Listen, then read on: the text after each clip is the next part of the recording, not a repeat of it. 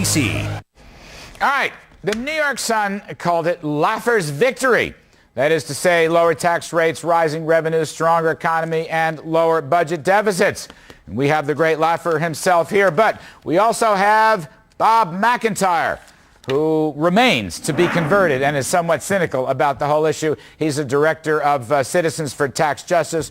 Welcome, gentlemen. I tell you what, Mr. McIntyre, we want to give you total equal time. Why don't you tell us where your skepticism is of the clear Laffer effect on the shrinking budget deficit? Well, first of all, let's look at where the budget deficit is. Last year, it was about $500 billion, counting what we borrowed, diverted from Social Security. This year, the administration says it's going to be $470 billion. Not much different. What about revenues? Well, personal income taxes are doing better than last year, but they're still a quarter below the share of the economy that they were when Bush came in. That's a huge drop. Corporate tax revenues have seen a surge, but nowhere near as much as corporate profits. And in fact, if you look at the only other 3 years in the last 60 that corporate profits were this high, revenues were 65% more. So here we are, another $500 billion deficit year after 4 or 5 years of decent economic performance, but not great. After all, you look, job growth has not been good. Wage growth has been non-existent for most people. The only thing that's done well is corporate profits. So you can't say that these things boosted the economy. All you can say is that they've been $3 trillion and running in new debt, and we're going to have to pay for that, which is why 99% of the American public are worse off when you net their tax cuts against this increased debt. All right, I appreciate that. 99% worse off, Art. That's a very big number. Goodness. And, of course, we put some charts on the screen that shows tax revenues, both corporate, actually overall corporate and personal, have exceeded the 2000 prior peaks. But 99% worse off, Art. What's your response? Oh, my goodness. I should go shoot myself or something, Larry.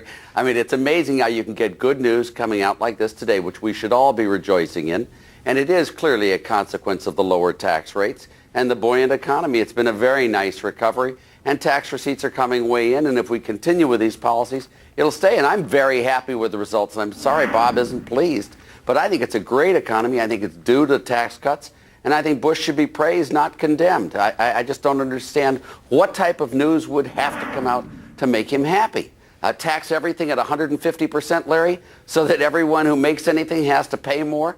It doesn't make any sense. This is a beautiful response to good policies, and we should all be rejoicing with the results. You know, Bob McIntyre, one question I want to ask you is, the New York Times, Ed Andrews, that wrote this piece on Sunday that attracted a lot of attention leading up to the Bush announcements today.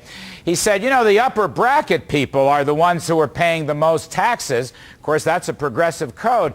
But my question to you is, aren't the upper bracket people, the most successful earners and investors, really government's best friend because they're the ones that finance all the benefits and services?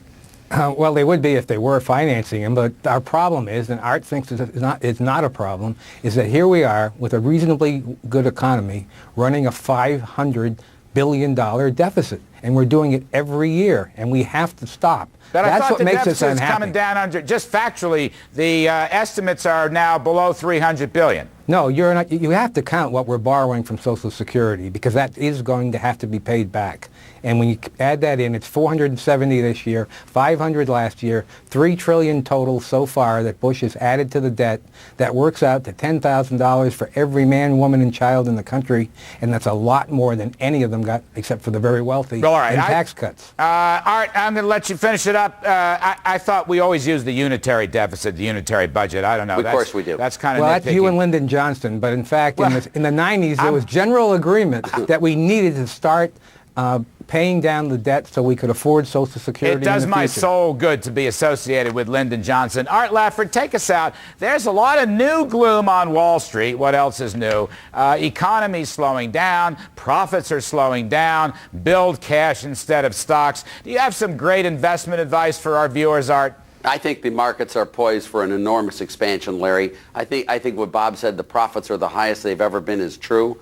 But stock prices still remain extremely low because of all the doom and gloom in here. And I think at one of these days, Larry, you're going to see a bull market of unprecedented proportions. And this decline recently, I think, is way off the mark. I think it's going to bounce back strongly. All right. Art Laffer, well put, succinctly put. Bob McIntyre remains to be converted. We appreciate both of your coming on. Up next, the results of our poll on General Motors and my last word.